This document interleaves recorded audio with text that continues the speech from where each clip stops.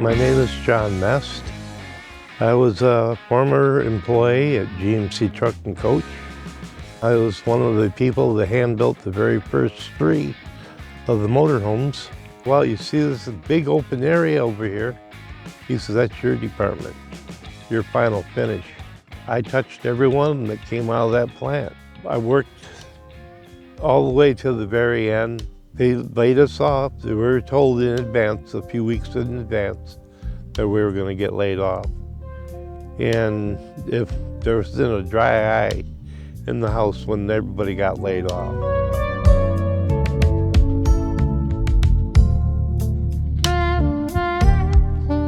Quite a few years later, when I moved to Dubuque, Iowa, I found one sitting in an alley. I was over at the Union Hall for where I was working at, and I decided I was going to cut across town, and I found my motorhome sitting in an alley in a driveway. And I went up and knocked on the door, and the people said, well, that's our son's. We want it the hell out of here. Sorry about that, but they wanted it gone. So the son sat there and told me how much he wanted for it, and I said, there ain't no way. It was in bad shape. I bought the motorhome, brought it home, and my wife said, oh, hell no, you're not gonna park that in the driveway. My wife finally broke down, let me work on it in the driveway, and a lot of work. And my motorhome started out life as an eleganza. It's been through, I don't know how many hands, but a lot of them. There's been a lot done to it that I didn't do, that I've corrected. But it's to own one, you gotta love them. That's all there is to it. I've always wanted one, I finally own one. Like I tell a lot of people, you need to be a plumber, mechanic, electrician, air conditioning specialist, body man, you name it. And there's a lot of work if you're gonna get one and restore it. You can go out and find them that have been restored, and they're great, but you still need to know a lot about them. They are a wonderful motorhome.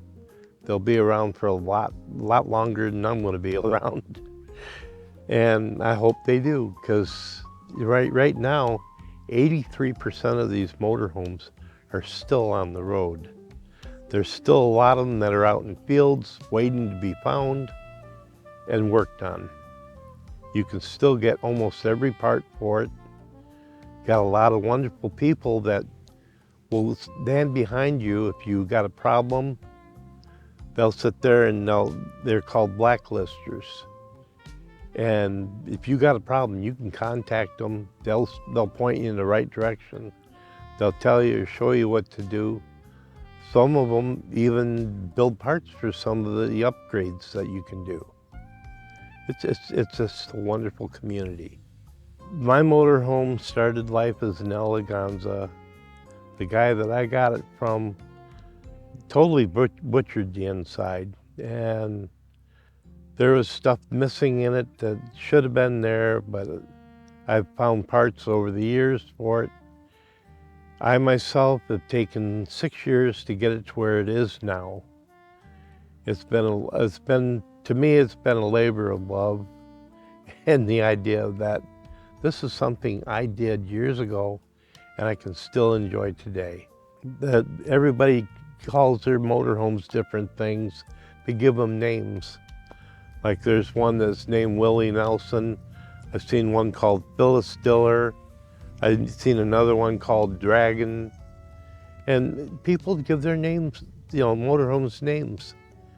Mine, so far, it's been through a lot. So now mine's affectionately called the Redneck Edition. I even got a plaque on it that says it. And a lot of people now, they call that one the Redneck Edition. And it's kind of stuck. It's sort of like me being called Wild Man back at General Motors. But like I said, if you're gonna get one, you need to realize that you're going to be putting a lot of money in these. You gotta understand that there's going to be things that you're going to sit there and go, oh my God, now what did I get myself into? Take your time, take a deep breath. Remember, if you're going to do this, do it right first time. It doesn't have to be perfect. It doesn't have to be a showpiece. Make it comfortable, make it livable, make it drivable, make it your own. And that's basically what I've done with mine. And my wife loves it now. Not in the beginning, but now she really likes it.